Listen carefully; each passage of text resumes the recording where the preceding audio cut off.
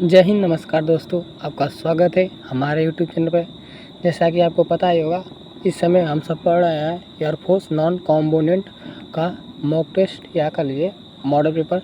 But आज हम mock test नहीं लाए हैं, आज हम जीके जीएस के PYQ previous year question 20 question लाए हुए हैं, जो अगले इनटेक और उसके अगले इनटेक में पूछा गया था। तो इन सभी क्वेश्चन को आप देखकर ये हल्के मत लीजिएगा कि ये आसान है। यह आसान है, लेकिन कुछ लोगों को नहीं आता है। चलिए शुरू करते हैं आज का पहला क्वेश्चन। तो पहले क्वेश्चन में पूछ रहा है कि सूर्य के सबसे नज़दीक ग्रह। तो सूर्य के सबसे नज़दीक ग्रह बुध है। यदि पृथ्वी के नज़दीक ग्रह पूछेगा तो पृथ्वी के नज़दीकी ग्रह शुक्र होता है। तो एक का सही उत्तर है सूर्य के सबसे नज़दीक ग्रह बुध है। चलिए चलते हैं नेक्स्ट क्वेश्चन पे। क्वेश्चन नंबर टू में पूछ रहा है कि भारत में सबसे पुरानी पर्वतमाला श्रृंखला कौन है। तो भारत का सबसे पुरानी पर्वतमाला श्रृंखला अरावली है। चलिए चलते हैं तीसरे क्वेश्चन में पूछ रहा है कि भारत का सबसे बड़ा मीठे पानी की झील कौन सी है। तो भारत की सबसे मीठी पानी की झील वुलर झील है। चलिए चलते हैं चौथे क्वेश्चन में पूछ रहा है कि भारत का राष्ट्रीय पक्षी कौन है। तो भारत का राष्ट्रीय पक्षी मोर है। यदि भारत का राष्ट्रीय पशु पूछता है तो भारत का राष्ट्रीय पशु बाघ है। यदि भारत का राष्ट्रीय वृक्ष पूछेगा तो बरगद होगा। चलिए चलते हैं नेक्स्ट क्वेश्चन पे। क्वेश्चन नंबर 5 में पूछ रहा है कि भारत का सबसे बड़ा डेल्टा। तो भारत का सबसे बड़ा डेल्टा कौन है, या भारत का पूछेगा या विश्व का पूछेगा। तो सबसे बड़ा डेल्टा सुंदरवन का डेल्टा है। विश्व का भी सबसे बड़ा डेल्टा है या भारत का सबसे बड़ा डेल्टा है, जो ये सुंदरवन डेल्टा गंगा नदी और ब्रह्मपुत्र नदी बनाती है। चलिए चलते हैं नेक्स्ट क्वेश्चन में। क्वेश्चन नंबर 6 में पूछ रहा है कि विटामिन सी का मुख्य स्रोत क्या है। तो विटामिन सी का मुख्य स्रोत खट्टे पदार्थ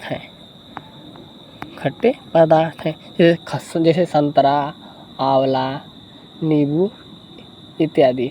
तो और एक और क्वेश्चन बनेगा कि विटामिन सी की कमी से कौन रोग होता है। तो विटामिन सी की कमी से स्कर्वी रोग होता है। चलिए चलते हैं नेक्स्ट क्वेश्चन पे। क्वेश्चन नंबर 7 में पूछ रहा है कि अंडमान निकोबार द्वीप समूह की राजधानी। तो अंडमान निकोबार द्वीप समूह की राजधानी होगी श्री विजयपुरम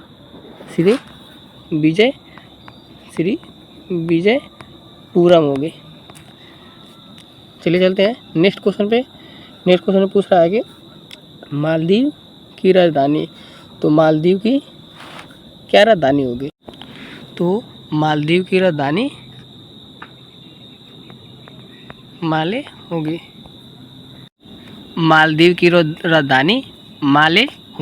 चलिए चलते हैं नेक्स्ट क्वेश्चन पे। क्वेश्चन नंबर 9 में पूछ रहा है कि भारत का संविधान कब लागू हुआ था। तो भारत का संविधान है वह कब लागू हुआ था। तो भारत का संविधान 26 जनवरी 1950 को लागू हुआ था। 26 जनवरी 1950 को लागू हुआ था।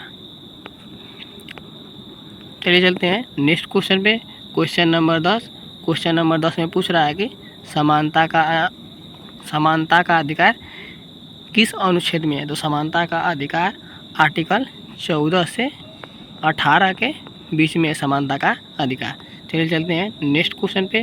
क्वेश्चन नंबर 11 में पूछ रहा है कि बिहार का शोक किस नदी को कहा जाता है। तो बिहार का शोक कोसी नदी को कहा जाता है। कोसी नदी को बिहार का शोक कहा जाता है। हर साल कोसी नदी के कारण ही बिहार में बाढ़ आता है, इसीलिए बिहार का सूख कहा जाता है। चलिए चलते हैं नेक्स्ट क्वेश्चन पे। क्वेश्चन नंबर 12 में पूछ रहा है कि भारत में राष्ट्रीय ध्वज की लंबाई और चौड़ाई। तो भारत के राष्ट्रीय ध्वज की लंबाई और चौड़ाई, लंबाई 3 होती है, 3x2 होती है। भारत की झंडा की लंबाई या तिरंगा की लंबाई इतनी होती है। चलिए चलते हैं नेक्स्ट क्वेश्चन पे। क्वेश्चन नंबर 13 में पूछ रहा है कि भारत का सबसे बड़ी ऊंची मीनार। तो भारत की सबसे ऊंची मीनार है कुतुब